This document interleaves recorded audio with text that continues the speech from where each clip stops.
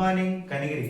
కనిగిరి అని ఎందుకు చెప్తున్నానంటే నాకు ఒక కామెంట్ ఎన్నిసార్లు వాళ్ళకి రిప్లై ఇచ్చినా మీ దేవురన్నా మీ దేవురన్నా మీ దేవురన్నా చెప్పంటారు. మాది కనిగిరి అండి. గుడ్ మార్నింగ్ కనిగిరి, అందరు ఎలా ఉన్నారు? ఈరోజు ముగ్గురం కలిసి వీడియో చేస్తున్నాం. ఇప్పుడు నువ్వు ఏ ఊరు అని చెప్తావు, బానే ఉంది. ఆ వీడియో చూస్తే కానీ ఊరు తెలిసేది. ఎప్పుడో వీడియో చూసింది మీ దేవురే చెప్పండి అంటది. మళ్ళీ ఎప్పుడో నేను దాని కింద రిప్లై పెడతాం మాది కనిగిరి. మళ్ళీ వీడియో చూస్తే మీ దేవురు చెప్పండి. ఇదే నాకు కూడా అట్లే పెడితే నేను అదే చెప్పా కామెంట్ లో. వాళ్ళ వీడియో చూడకుండా వీడియో ఆన్ చేసి కింద కామెంట్ మీదే ఊరు, వాళ్ళ కామెంట్ లో ఆన్సర్ కావాలి. అమ్మ వీడియో చూస్తే మాది ఊరు అర్థమైంది, మేము ఎంతమంది ఇంట్లో ఉంటాం అర్థమైంది, మేమేం చేస్తామో అర్థమైంది. మీ దేవురు అన్నా కామెంట్ పెడితే అట్టయితే వీడియో చూస్తే మా గురించి ఎక్కువ క్యూరియాసిటీ క్వశ్చన్స్ అడిగేవారు. Please follow the shorts and videos lives, ఓకేనా? అందుకనే మాది కనిగిరి టైటిల్ తో వస్తుంది ఈ వీడియో. సర్లేగా నానా. ఎందుకు ఈ రోజు వీడియో ఏంటంటే మార్నింగ్ వీడియో. ఉదయాన్నే లేసా, నేనేం చేశానంటే ఉదయాన్నే ఫోన్ పొద్దున్నే లేకుండా నేను చేసి డైలీ పని చేస్తే ఏం చేస్తాను, ఫోన్ చూస్తా, డాలర్లు కలిసినా లేదు చూస్తా. అయ్యో $3, $4, $2 వెళ్తే చూసి ఎక్కువ కలిస్తే ఆనందపడతా, తక్కువ కలిస్తే బాధపడతా. ఇది ప్రతి డైలీ నేను చేసే పని. ఇంకా తర్వాత ఫోన్పేలోకి వెళ్తాను, అక్కడ గోల్డ్ రేట్ ఎలా ఉందో చూసుకుంటా. అన్నట్టు చెప్పను మర్చిపోయాను. ఫోన్పేలో బంగారం అమ్ముకోవాలంటే ఉదయాన్నే అమ్ముకోవాలి, కొనుక్కోవాలంటే మధ్యాహ్నం సాయంత్రం కొనుక్కోవాలి. ఎందుకంటే రేటు ఉదయం కొద్దిగా స్వల్పంగా పెరిగింది అనమాట. ఇది ఈ మధ్య నేను నెల రోజులుగా అబ్జర్వేషన్ చేశాను. అందుకని స్వల్పంగా రేటు అంటే 1500 నష్టం వచ్చేది 1100కి వచ్చింది, 200 నష్టం తగ్గింది. కాబట్టి నేను పొద్దున్నే కొంత గోల్డ్ అమ్మటమే జరిగింది. ఎందుకు అమ్మావన్నా? ఎందుకు అమ్మావంటే తిరుపతి పోవాలంటే. అది సరే, అసలు నువ్వు ఇప్పుడు నష్టానికి అమ్మావుగా. నిన్ను ఎవరు తొందరపడి 100 పెట్టుకోనమన్నారు, వేలకు పెట్టుకోనమన్నారు, అమ్మమన్నారు. నేను నీకేం చెప్పా? నువ్వు కొనే ఉద్దేశం ఉంటే అమ్మే ఉద్దేశం లేకపోతే కొనని చెప్పా. నేను నీకు స్టార్టింగ్ లో చెప్పా ఆ విషయం. నాకు కొంచెం నష్టం వస్తే కానీ గుర్తొచ్చింది కొను. అయితే ఎన్నిసార్లు నువ్వు 100 ఇప్పుడు ఆ పిల్ల ఏం చెప్పింది? నేను ఒక ప్లాన్ చెప్పా. మా నాన్నకి ఇంత తొందరపాటు నాకు తెలుసు. నా ఉద్దేశం ఏంటంటే ఫోన్ పేలో గోల్డ్ ఇన్వెస్ట్ చేసేది, అమ్మే ఉద్దేశం లేకుండా కొను. ఇంకా అది తీస్తేనే నాకు బతుకులేదు అన్న ఉద్దేశం, మనీని అక్కడ పెట్టాలని. అంటే ఇంక నీకు లేదా? అవకాశం లేదు. కానీ అవకాశం లేదు.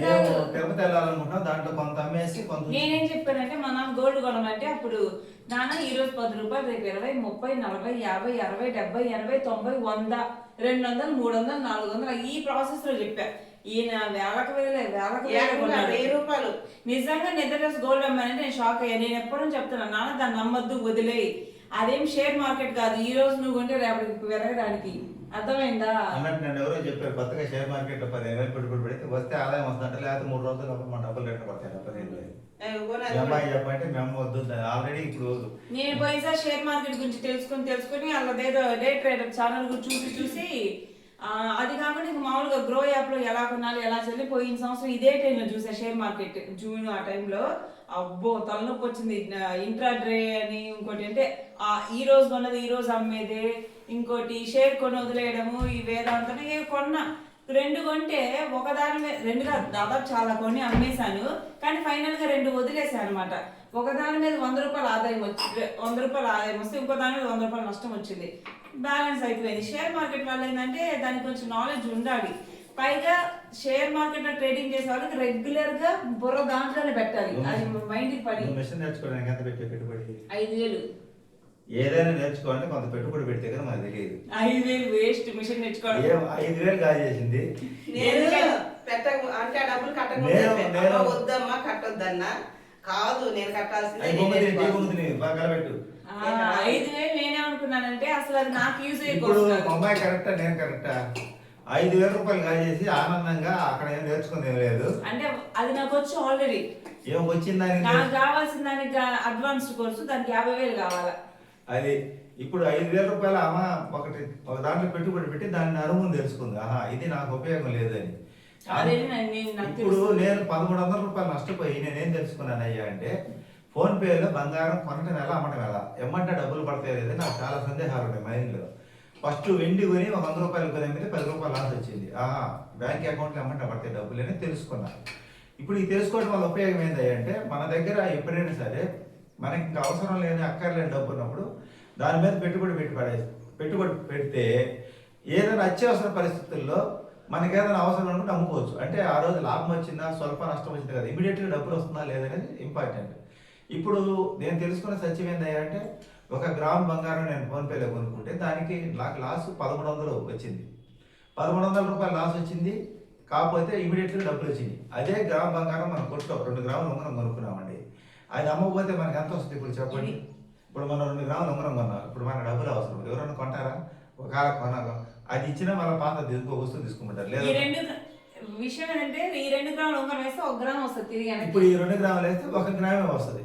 ఇప్పుడు నేను అనేది ఏంటంటే మనలాంటి సామాన్యులమే 2 గ్రాములకి ఒక వస్తువు కొనుక్కోవడం, గ్రాముకి ఒక వస్తువు కొనుక్కునేది, ఇలా పెట్టుబడి పెట్టేస్తే అంతగా బంగారం కావాలంటే నేను తెలుసుకున్న సత్యం వస్తే స్వల్పంగా ఆదాయం వస్తుంది, లేకపోతే నష్టం వచ్చినా స్వల్పంగా వస్తుంది, కానీ ఇమీడియట్గా డబ్బులు అయితే వస్తాయి.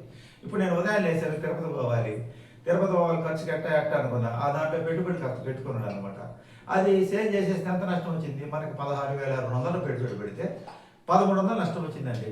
అంటే అదే మనం బంగారం అయితే మన వస్తువు మనం అది దేశంపై మళ్ళీ తాకట్టు పెట్టాలంటే 2 గ్రాములు 3 గ్రాములు తాకట్టు పెడతారు. మనలాంటి సామాన్య సంగతి చెప్తున్నా.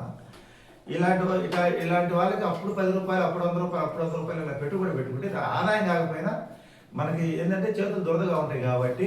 కాకపోతే ఒక విషయం ఏంటంటే దానివల్ల యూజ్ ఏంటంటే ఇప్పుడు మన దగ్గర సమ్ టైమ్స్ ఎక్స్ట్రా ఉన్న మనీ ఉంటాయి, హుండీలో వేసుకోవడం ఇలా చేస్తాం, ఆ డబ్బుల్ని. కాకపోతే నేను అనేది ఏంటంటే పెట్టేటప్పుడు ఆత్రంగా వేలకు పెట్టకుండా అప్పుడు ఒక 100 మనకి కాదు, ఇది మనది కాదు అని అనుకుని వాటిని మర్చిపోవాలి.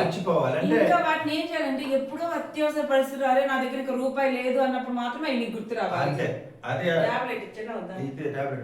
నేనేమంటానంటే అంటే ఒకసారిగా రోజుకి 1000 రూపాయలు అట్లా పెట్టుబడి పెట్టుకునేది కాదు. మన సంపాదన రోజుకి 500 అనుకోండి, దాంట్లో మనం ఈ రోజు ఏదో ఒకటి త్యాగం చేయాలి. అంటే అనవసరం నిన్న సాయంత్రం నూడిల్స్ తిన్నాయి కదా, ఇలాంటి నూడిల్స్ అనేది. ఇంకోటి ఏంటంటే మేము నిన్న మొన్న కానీ ఉదయం మధ్యాహ్నం మంచి ఫుడ్ ఫాలో అవుతూ నైట్ కొలాప్స్ చేస్తున్నాం. ఉదయం మధ్యాహ్నం మంచిగా ఫాలో అవుతున్నాం, సాయంత్రం పూట ఫెయిల్ అవుతున్నాం. దాన్ని ఒక రోజు అధిగమించగలిగాను. నేను నాకు ఇంకా ఉలగనిచ్చింది ఆ నూడిల్స్ మంచిగా పిండితేనే వస్తుంది. ఇంకా అలా అధిగమించగలిగితే మనం సక్సెస్ అయినట్టు. ఏదో ఒక రోజుతో రాదు మనకి. ఉంచు ట్యాబ్లెట్ నేను ఫస్ట్లో గోల్డ్ పెట్టుబడి 6,000 రూపాయలు పెట్టుబడి ఇంటే పెట్టారు, టిఫిన్లు మానుకొని ఆటికే పెట్టాను. నాకు ఒక విధంగా దానికి బాధ అనిపించలేదు. కానీ ఈ మధ్య కావాలని ఏం చేస్తున్నా, రేటు తగ్గిందని 500కి 1000 రూపాయలు కట్టకుండా వచ్చారు. అదే సమస్య. అంత డబ్బులు ఒక్కసారిగా పెట్టకూడదు, 100 పెట్టచ్చు కానీ 1000 పెట్టకూడదు. అయినా నాకు ఇప్పుడు అనుభవం అయిందండి. 1100 రూపాయలతో నాకు. అవును, ఇంత అనుభవం 1300 నష్టం రాకుండా 300 నష్టంతో కూడా తెలుసుకోవచ్చు.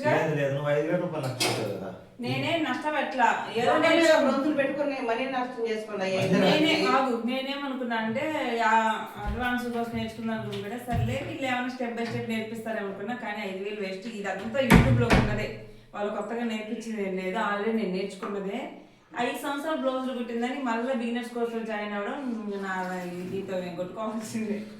ఏమో ఆలోచన. ఏదేమైతే ఇప్పుడు మనం ఆల్రెడీ మా అమ్మాయి చక్కగా వీడియో చూసి అసలు బ్లౌజ్ చాలా చక్కగా కుట్టుకున్నా. 5 సంవత్సరాలు కుట్టుకున్నా కానీ ఎందుకు 5,000 వేస్ట్ చేస్తుంది అర్థం కావట్లా. తీరా ఆమె చెప్పినట్టు కుడితే ఆ బ్లౌజ్ కుదరలా. 5,000 మా అమ్మాయికి మామూలుగా నేర్చుకొని కుట్టుకుంటుంది. కొంచెం తెలివి ఉంది కానీ కొంచెం అతి తెలివి ఎక్కువ, అదే సమస్య. నేను వద్దమ్మా నీకు వచ్చు కదా వీడియో చూసే నేర్చుకోమంటే కాదు, వాళ్ళు ఇంకా మనల్ని ఇంప్రూవ్ చేస్తారు, వీడియోలు మంచిగా. మనం ఏదైనా నేర్చుకోవాలన్నప్పుడు ముందు పెట్టుబడి పెట్టి ట్రై చేయాలండి. మనం ఆ ట్రై చేసేది ఎక్కువ మొత్తంలో పెట్టుబడి పెట్టి నష్టపోయి కదా, తక్కువ మొత్తంలో పెడితే మనకు అనుభవం వస్తుంది. ఇంట్లో నేనేమనుకున్నా అంటే అబ్బా యూట్యూబ్ లో చూసి బ్లౌజ్ గుడ్డలు నేర్చుకున్నా, ఫ్రీగా నేర్చుకున్నా అనుకున్నా. ఇప్పుడు 5,000 వచ్చేయడానికి రాయను. 5,000 ఇటు అమ్మ యువతలకు వస్తుంది. నాకేం ఇబ్బంది లేదు. 5,000 ఇంట్లో నేను ఫ్రీగా బ్లౌజ్ నేర్చుకున్నా, వంక లేకుండా కుట్టుకుంటా అనుకున్నా. 5,000 కాజేస్తాయి ఇప్పుడు. ఇప్పుడు మీరు కామెంట్ చేయండి. నేను తక్కువ నష్టంతో ఎక్కువ తెలివి నేర్చుకున్నాను, మా అమ్మాయి ఎక్కువ నష్టంతో ఉన్న తెలివి పోగొట్టుకుంది. మా ఇద్దరు ఎవరు బెస్ట్? చదవేస్తే ఉన్నమతి పోయిద్ది అంటారు. ఇదే మా ముగ్గురు ఎవరు తెలియగలరంటే మా ఆవిడ తెలియగలదు. ఎందుకంటే ఆమె దేనికి తొందరపడదు. మేమిద్దరం మటుకు తెలుసుకోవడానికి కొంచెం ప్రయత్నం ఇష్టపడతారు. నేను కొంచెం ఆలోచన కాకపోతే ఏమైనా జాగ్రత్త మనం ఏదైనా చేసే పని కూడా అసలు ఒప్పుకోదు.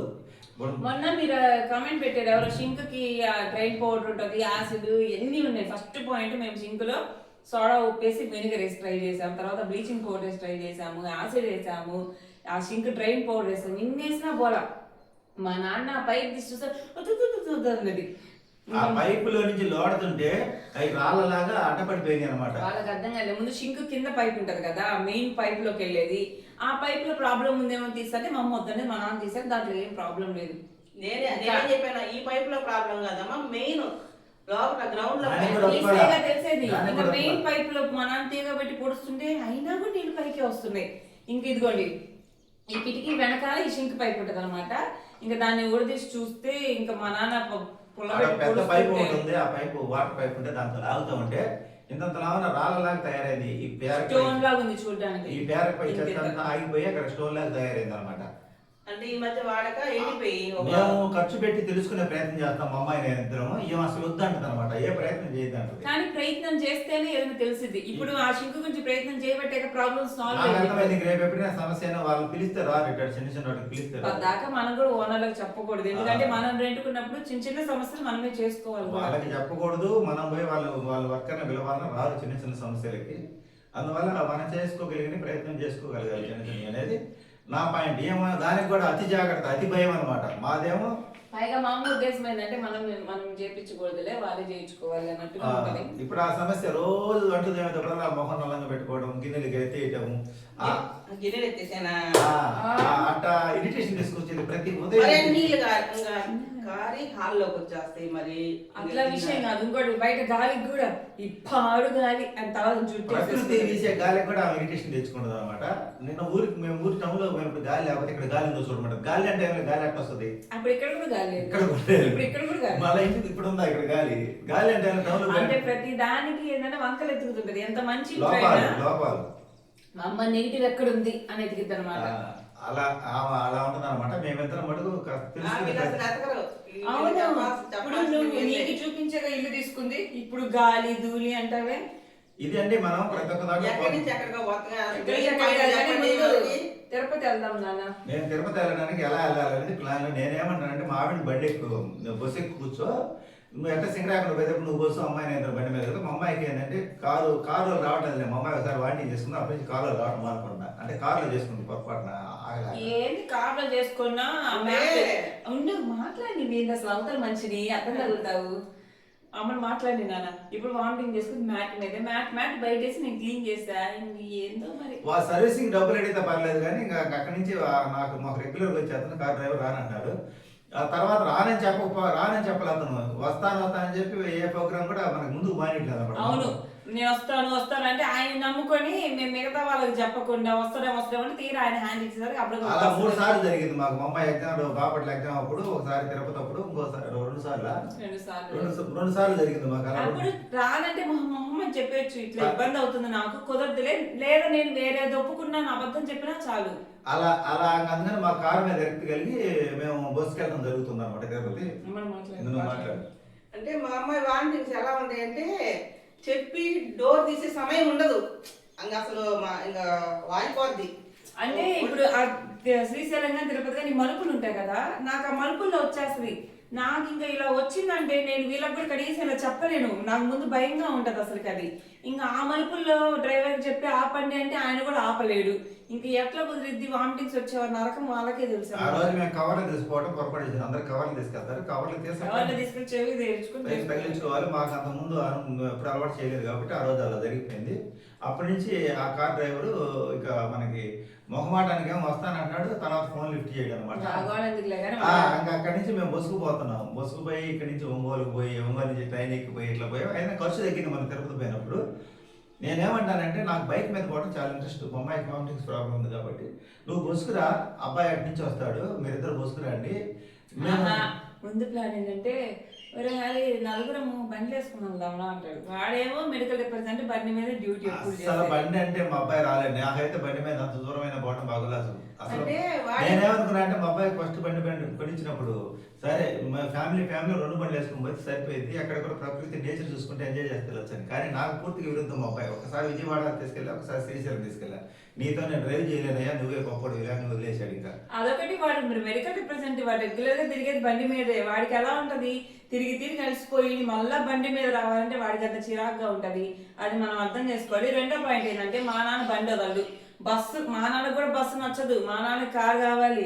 నాకు కారు నచ్చదు, నాకు ఆమె బైక్ కారు కావాలి. కారు కావాలి. ఏం కారు ఇష్టం, నాకు బైక్ ఇష్టం. మా తమ్ముడికి కారు కావాలి. వీళ్ళిద్దరు అమ్మ కూడా కారు ఇష్టం. మొన్న తిరుపతి మనం ట్రైన్ లో బస్ లో పోయించిన తర్వాత కారు ఇంకోటి మా అమ్మ మారింది. మొన్న వెళ్ళొచ్చాక బస్సుకి వెళ్దాం, ట్రైన్కి వెళ్దాం ఉంటుంది. ఇప్పుడు మా నాన్న మొండికేశాడు. అది నేనేమంటానంటే ఒంగోలు బస్ స్టాండ్ లో తిరుపతి నుంచి వచ్చిన తర్వాత 3 గంటల సేపు నుంచున్నాం. అక్కడ 2 సీట్లు ఉంటాయి, 1 సీట్ ఉంటుంది బస్సులో. మా ముగ్గురు సీట్లు లేక 3 గంటలు వెయిట్ చేసాం, 2-3 బస్సులు మిస్ అయ్యింది. అదే ఒంగోలు దాకా బండి తీసుకెళ్ళాను అనుకో, ఒంగోలు నుంచి నువ్వు బస్సు ఎక్కరా, మేము అమ్మాయిని ఇద్దరు బండి మీద వస్తాం అంటే ఎక్కడికన్నా వెళ్ళేటప్పుడు ఒక మనిషిని వదిలేసి ఇద్దరు సపరేట్ వదిలేసి కాదు, వెళ్తాం. బస్సులో కూర్చొని మనం ఎక్కించి మనం వెనకెడతా కదా పోయేది. సరే ఓకే, అంతవరకు ఓకే. పోయేచ్చాము. నేనేమంటాను, ఇప్పుడు మనం అక్కడి నుంచి అంత జర్నీ చేసుకొని వచ్చి ఒక సమయాన అంటే అర్ధరాత్రి కాడ బస్సులు ఉంటాయి. నేను బస్సులో ఏడొచ్చాను పక్కన ఇంకా డ్యూటీకి వెళ్ళొచ్చాను. మేము టైం సెట్ చేసుకుంటాం కదా, ఉదయం తెల్లారి 6 గంటలకు కాదు నాన్న, విషయం ఏంటంటే మా అమ్మ అడ్జస్ట్ అవుతుంది. పాప సింగరాకొండ వెళ్ళేటప్పుడు బస్సులోనే వస్తుంది, ముగ్గురు వెళ్ళేటప్పుడు. మొన్న మార్కాపురం చేరుకోవడానికి బస్సులో వచ్చింది, అడ్జస్ట్ అవుతుంది కదా అని. తిరుపతి వెళ్ళేటప్పుడు కూడా మాకు ఒంగోలు దాకపోవడమే కష్టం. ఒంగోలు నుంచి ఏం కష్టం, అదొక అనుభవం, అదొక అనుభూతి. 3 గంటల సేపు ఎంత 3 గంటల సేపు అంటే ఇప్పుడు ఇక్కడి నుంచి అంటే బండి మీద పోయావు, అక్కడి నుంచి బస్సు మారాలంటే అక్కడక్కడ మరి వెయిట్ చేయాలి. తిరుపతికి అసలు ఎలాంటి ప్రాబ్లం లేదు, ఒంగోలు దాకా సమస్య. అవునన్నా, అసలు అర్థం చేసుకో. ఇంటి దగ్గర అందరం కలిసి ఒకే దాంట్లో బయలుదేరాలి. నువ్వేమో బండి వదలవు, మాట్లాడుమా, ఆమెమో నిన్ను వదలదు, నువ్వు బండి వదలవు, ఆమె నిన్ను వదలదు. ఇలా మా ముగ్గురు ముడిపట్టలేదు. మా అబ్బాయి అయితే సాకరిద్దరు బండ్ల మీద 2 బండ్ల మీద తిరుపతి వెళ్దామంటే కనిగిరి నుంచి 250 కిలోమీటర్లు అంటే తిరుపతి. ఈ హైవే రోడ్ వేసిన తర్వాత NH 565 జాతీయ రహదారి శ్రీకాళహస్తి. అయితే నాకు ఈ రోడ్ వేసిన తర్వాత నాకు ఎంత ఆనందంగా ఉందంటే, ఇటు మన ఒంగోలు సింగరాయకొండ మా తమ్ముడికి ఆప్షన్ ఇచ్చాడు, మీ ఇద్దరు బండి మీద పోయారండి, అక్కడ నేను తీసుకెళ్తాను. రండి అట్టారండి. 565 కిలోమీటర్లు మీ ఇద్దరు వెళ్ళండి. మేము ఆ బైక్ మీద ఒకసారి అప్పుడు 2021లో మావిని తీసుకెళ్ళాడు. చాలా ఎంత హ్యాపీగా ఉందండి జర్నీ, చాలా హ్యాపీగా ఉంది. కానీ పాగానికి ఉదయం 6:30 బయలుదేరితే 3 గంటలకు వెళ్ళిపోయారు. తిరుపతి దిగువ తిరుపతిలో శ్రీనివాస మంగాపురం అవన్నీ చూసుకుని వచ్చాం అనమాట మేము. అసలు ఎంత హ్యాపీగా ఉంటది, నేచర్ చూసుకుంటా, కొత్త ప్రదేశాలు చూసుకుంటా. దీనికి మా అబ్బాయి సస్యమర్ అంటే సస్యమర్ అంటాడు. నా ఉత్సాహానికి నాకు అర్థం చేసుకోవాల్సింది కూర్చుంటే ఎండకి ఆ వానక గాలికి అసలు ఎంత బాగుంటుంది తెలుసా, కొండల్లో నుంచి ఆ ప్రదేశం. అలాగే చక్కెర పెట్టుకుంటాము, ఏంది చందానంగా లగేజ్ పెట్టుకొని చెప్తా. ఇప్పుడు మా ఓటు రాలేదంటాడు, మా ఓటు తిరిగి తిరిగి తిరిగి తిరిగి అలసిపోతాడు. మా అబ్బాయి బండి మీద జర్నీ చేయలేదు అంటాడు. అట్లానే మేమిద్దరం పోవడానికి కుదరటం లేదు. ఇప్పుడు మేమిద్దరం పోయి రాగలమండి, నిజంగా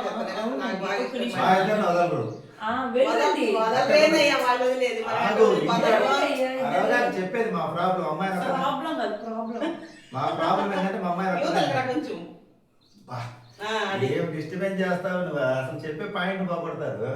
అసలు ఏ మనిషి నువ్వైనా ఇప్పుడు మేము అయ్యే ఓపిక కూర్చుంటే నేను ఓపిక పెడతా. ఇప్పుడు సమస్య ఏంటయ్యా అంటే, మా అబ్బాయి సహకరిస్తే 2 బండ్లు వేసుకుని వెళ్తాం. వాడేమో నా వల్ల కాదు, అసలు ఒంగోలు దాకా నా వల్ల కాదు తెగ చెప్పేసాడు, నీతో నా వల్ల కాదు నాన్న అని. 2 సార్లు ఒప్పుకున్నాడు, ఒకసారి శ్రీశైలంకి, ఒకసారి విజయవాడకి. ఇంకా దెబ్బ కూడా పని అయిపోయింది. నేను ఈ వయసులో కూడా బండి ఎంత దూరమే ఏంటంటే మా నాన్న చెప్పే ఉద్దేశం అంటే 30 ఏళ్ళ నా కొడుకు కన్నా 54 ఏళ్ళ నేను హీరో, నేను గ్రేట్ అని గొప్ప డబ్బా కొట్టుకోవడం కాదు, నాకు నా కోరిక అది. బైక్ మీద ఎప్పుడు తిరగాలి. ఏంటంటే ఇప్పటికైనా వెళ్తామండి బండి మీద మేము. నాకు ఆ భగవంతుడు మరి అమ్మ చిన్న వస్తుంది, ఒక రకమైన నవ్వు వస్తుంది బండి అంటే. ఇప్పుడు ఇంకా నేను వయసు పెరిగే కొద్ది ఇంకా నాకు తర్వాత బండి తోలేను కదా. ఇప్పుడే మనం నేచర్ మొత్తం చూసి రావాలని కోరిక. ఆ కోరిక నా శ్రీనివాసులు తీర్చి మా పిల్లలిద్దరు బాధ్యతలు అంటే వాళ్ళ జీవితాలకు దారయ్యి సెట్ అయ్యి మాకు అవకాశం ఇస్తాడని మనస్ఫూర్తిగా భగవంతుని కోరుకుంటున్నానండి. ఇస్తే కనీసం ఒక 6-7 సంవత్సరాలన్నా ఇట్లా బండి మీద తిరిగి ఎంజాయ్ చేయాలని నా కోరిక. అనుకొని ఆ కళ ఫస్ట్ కన్నా పాట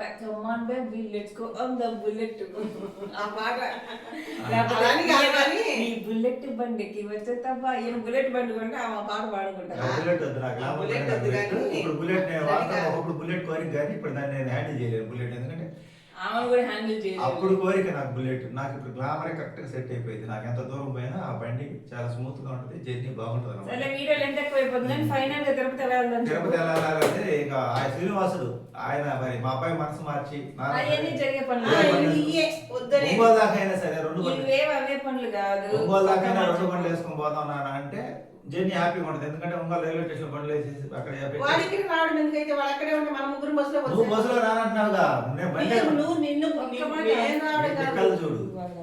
ఇప్పుడు వాడు ఇక్కడికి వస్తే అందరం కలిసి వెళ్తాం. ఆ. వాడు అక్కడే ఉంటే నువ్వు బస్సులో రావాలి, మేము ఇద్దరం బండి మీద రావాలి. దానికి నువ్వు ఒప్పుకోవట్లా, దానికి వాడు ఒప్పుకోవట్లా, దీనికి నా ఒప్పుకోవట్లా. నా కోరిక ఏం లేదు, కనీసం ఒంగోలు పోయినసారి పోయాం కదా ముగ్గురం బస్సులో, ఇప్పుడు పోవడానికి ఏమమ్మా మీకు? అదే ఒంగోలు బస్ స్టాండ్ 3 గంటలు వెయిట్ చేశానంటే అమ్మ కుళ్ళిపోద్దులే. కుళ్ళిపోద్ది, అసలు సహకరించే దేనికి కూడా.